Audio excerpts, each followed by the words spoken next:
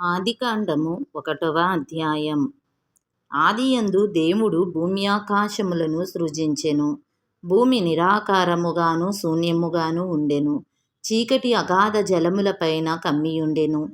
దేవుని ఆత్మ జలములపైన అల్లాడుచుండెను. దేవుడు వెలుగు కమ్మని పలుకగా వెలుగు కలిగెను.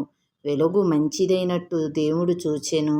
దేవుడు వెలుగును చీకటిని వేరుపరచెను. దేవుడు వెలుగునకు పగలనియు చీకటికి రాత్రి అనియు పేరు పెట్టెను. అస్తమయమును ఉదయమును కలుగగా ఒక దినమాయెను. మరియు దేవుడు జలముల మధ్యనొక విశాలము కలిగి ఆ జలములను ఈ జలములను వేరుపరచునుగాక అని పలికెను. దేవుడు ఆ విశాలమును చేసి విశాలము క్రింది జలములను విశాలము మీది జలములను వేరుపరపగా ఆ ప్రకారమాయెను. దేవుడు ఆ విశాలమునకు ఆకాశమని పేరు పెట్టెను. అస్తమయమును ఉదయమును కలుగగా 2వ దినమాయెను.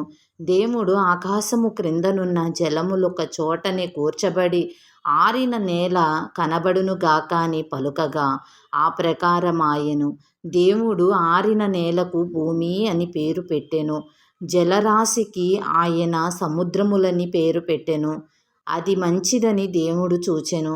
దేవుడు గడ్డిని విత్తనములు ఇచ్చు చెట్లను భూమి మీద తమ తమ జాతి ప్రకారము తమలో విత్తనములు గల ఫలమిచ్చు ఫలవృక్షములను భూమి మొలిపించునుగాక అని పలుకగా ఆ ప్రకారమాయెను.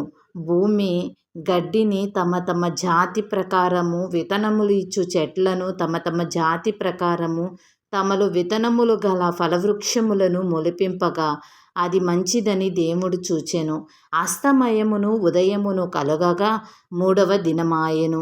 దేవుడు పగటికి రాత్రిని వేరుపరచున్నట్లు ఆకాశ విశాలమందు జ్యోతులు కలుగునుగాక అనియు అవి సూచనలను కాలములను దిన సంవత్సరములను సూచించుటకై ఉండుగాక అనియు భూమి మీద వెలుగిచ్చుటకు అవి ఆకాశ విశాలమందు జ్యోతులై ఉండుగాక అనియు పలికెను.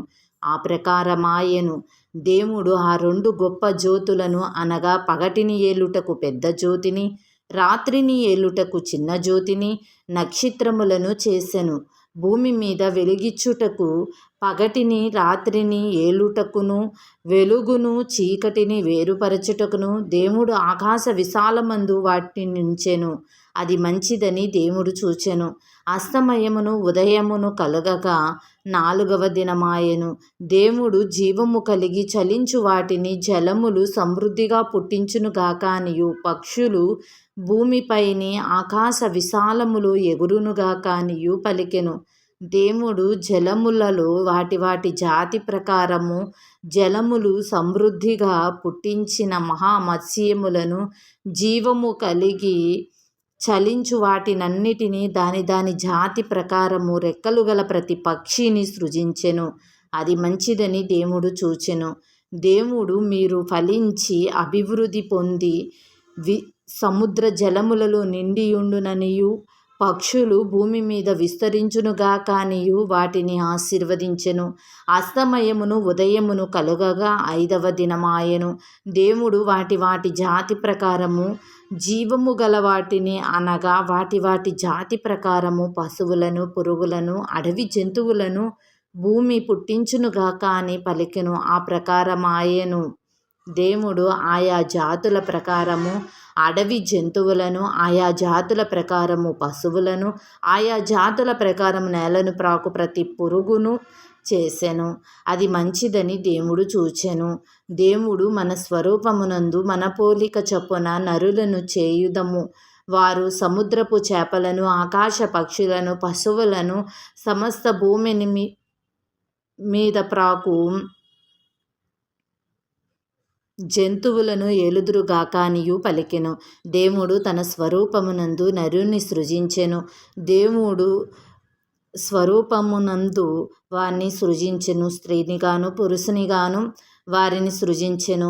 దేవుడు వారిని ఆశీర్వదించెను. ఎట్లనగా, మీరు ఫలించి అభివృద్ధి పొంది విస్తరించి భూమిని నిండించి దానిని లోపరుచుకొనుడి.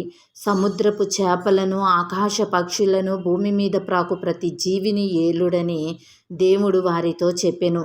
దేవుడు, ఇదిగో భూమి మీదనున్న విత్తనములిచ్చు ప్రతి చెట్టును, విత్తనములిచ్చు వృక్ష ఫలములను, ప్రతి వృక్షమును మీకిచ్చియున్నాను. అవి మీకు ఆహారమగును. భూమి మీద నుండు జంతువులన్నిటినీ, ఆకాశ పక్షులన్నిటికిని, భూమి మీద ప్రాకు సమస్త జీవులకును, పచ్చని చెట్లనియు ఆహారమగునని పలికెను. ఆ ప్రకారమాయెను. దేవుడు తాను చేసినది యావత్తును చూచినప్పుడు అది చాలా మంచిదిగా నుండెను. అస్తమయమును ఉదయమును కలుగగా 6వ దినమాయెను. ఆమేన్.